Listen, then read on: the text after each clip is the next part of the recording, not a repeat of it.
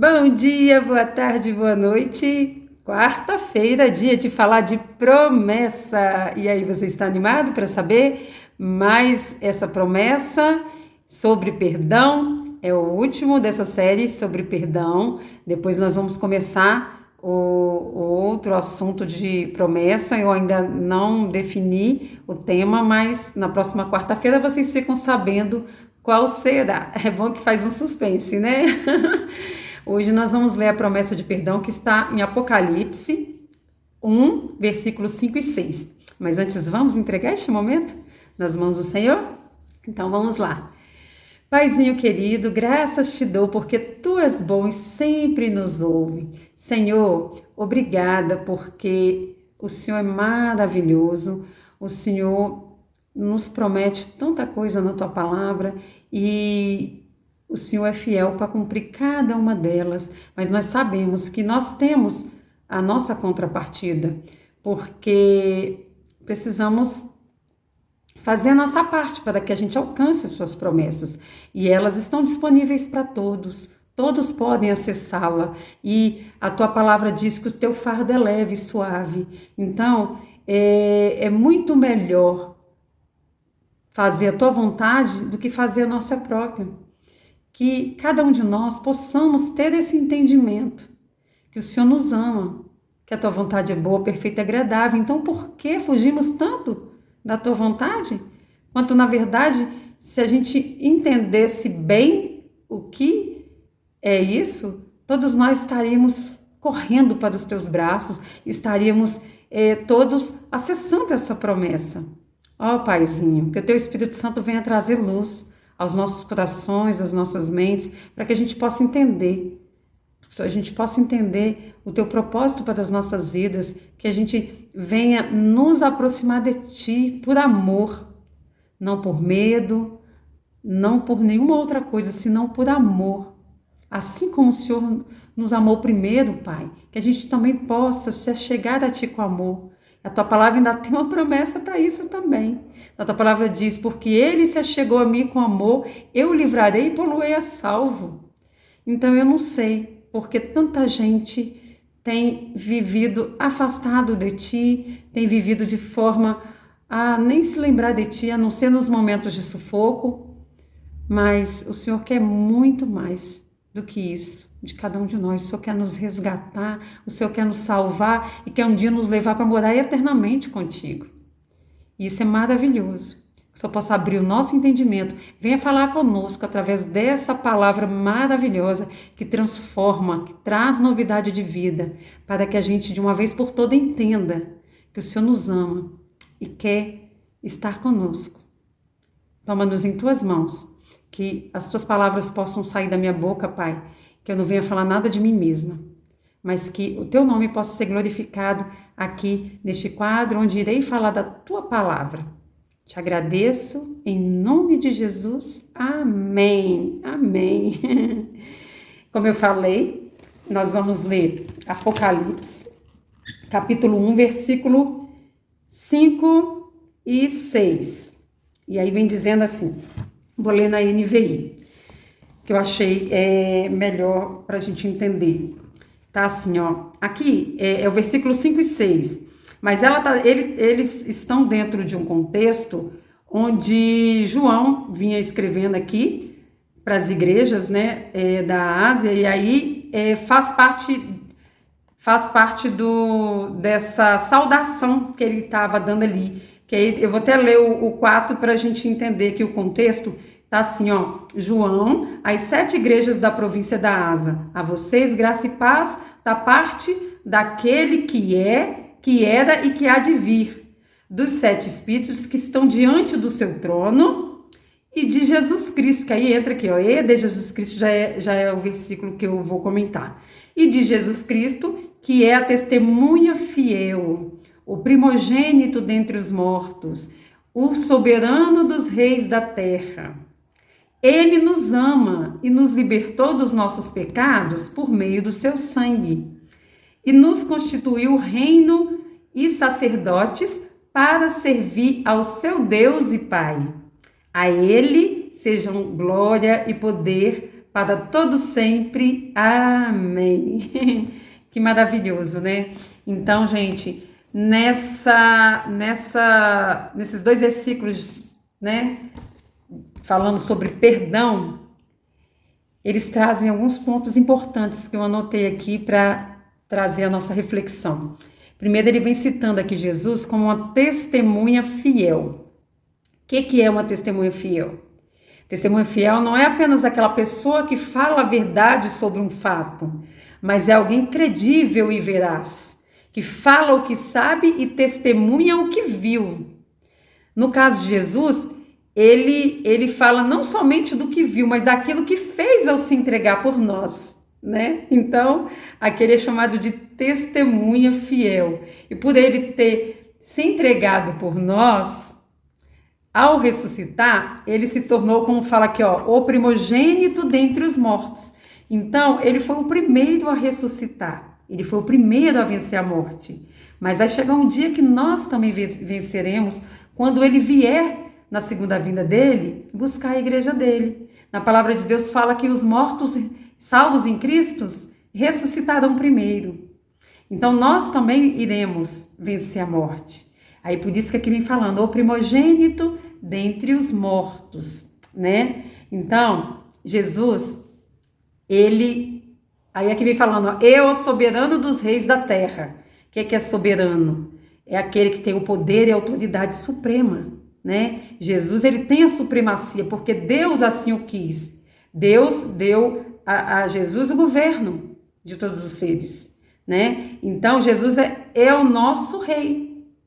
E aí na Bíblia, quando eu estava lendo essa mensagem, eu pude entender muito claro muitas coisas, e eu fiquei tão emocionada. Eu lembro que eu falei, na hora eu mandei uma mensagem para a Magda, eu falei, nossa, tive que te mandar mensagem porque eu estou recebendo download aqui agora e eu não pude segurar só para mim, tenho que compartilhar. E aí fui recebendo muita coisa ali, e uma delas é que quem estuda a Bíblia vai ver que Jesus é chamado em alguns momentos de rei, né? Ele é rei dos reis. Só que tem partes na Bíblia que chama Deus de rei, porque pensa bem comigo, a autoridade maior é quem? Né? O rei. Então, se o pai é a autoridade maior sobre o filho, então o rei dos reis é Deus Pai. Mas Jesus, em alguns momentos, é chamado de rei dos reis. Quando o pai entra em cena, Jesus se torna príncipe. Tanto que aqui na versão Almeida, não está falando, quer ver? Soberano dos reis, está falando príncipe. Está falando príncipe. Por quê? Porque Deus, quando entra em cena, Jesus é príncipe, porque ele é o pai, ele é o rei. Mas ele deu o poderio para Jesus.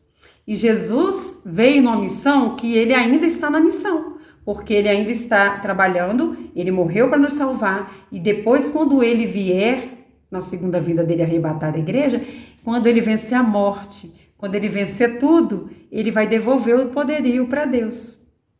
E aí eu achei a coisa mais linda quando eu estava lendo, e aí fui entrando em outros assuntos, mas quis compartilhar um pouquinho aqui com vocês, mas vou voltar aqui para o nosso assunto dessa promessa. E aí vem falando, ó,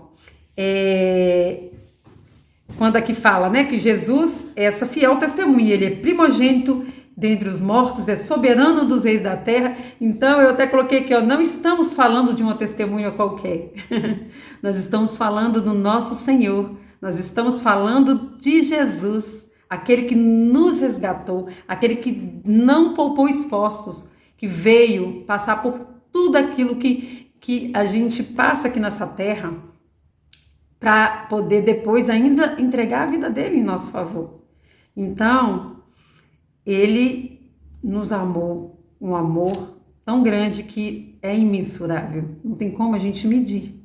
Né? Quem é pai, quem é mãe, talvez entenda um pouquinho desse amor quando se trata dos nossos filhos, né? E aí a gente pode analisar que Deus pegou o seu filho unigênito, entregou por um monte de gente que nem merecia, por um monte de gente que, né, já estavam condenados, mas Ele nos amou e pegou o seu melhor e deu por nós.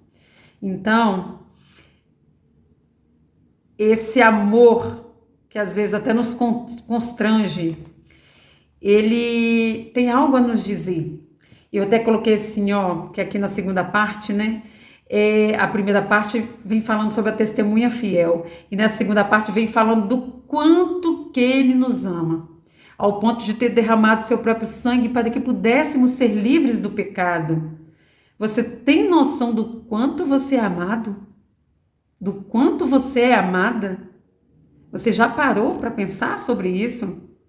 Às vezes, você fica se deixando levar pelas opiniões das pessoas e você não entende o quanto que você vale. Tanto que eu coloquei o título dessa mensagem como Você vale muito. Você vale o sangue de Jesus. Então não deixa ninguém tirar o seu brilho, não deixa ninguém vir querer colocar rótulos em você.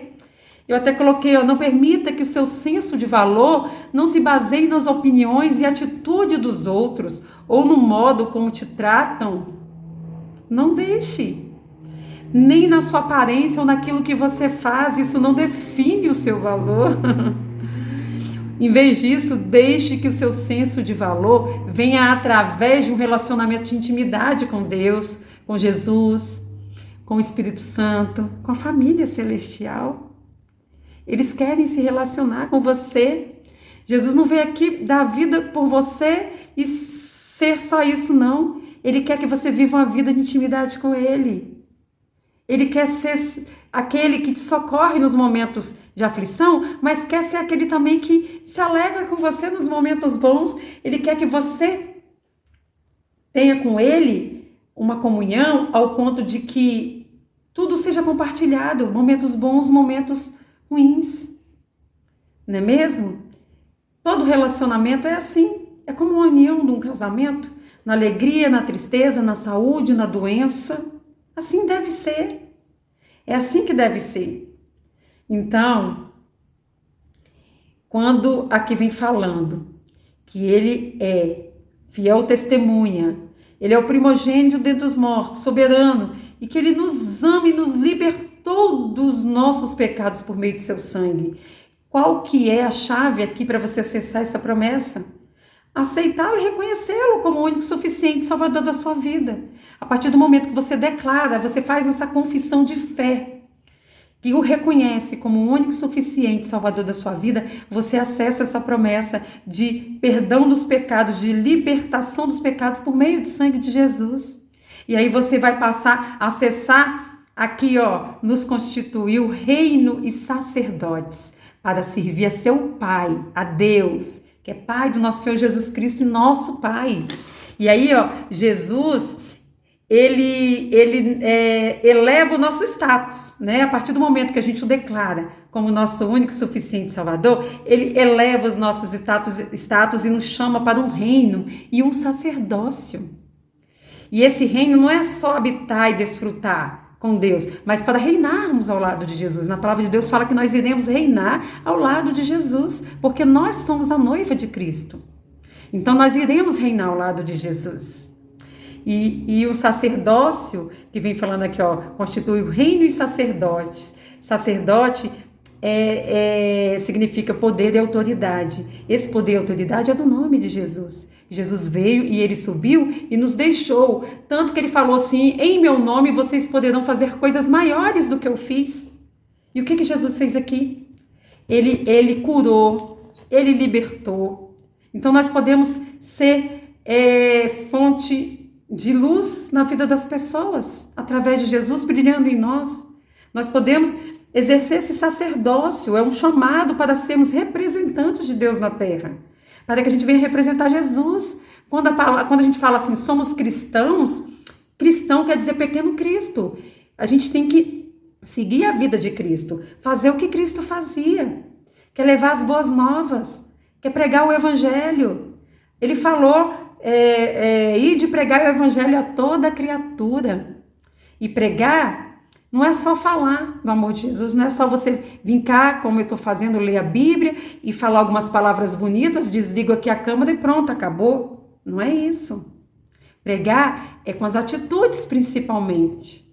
Às vezes você não precisa nem falar, mas com as atitudes você mostra o amor de Deus na sua vida e faz diferença na vida do outro, com a sua atitude de perdão, quando alguém vem que faz alguma coisa contra você e em vez de você retribuir na mesma moeda, você perdoa.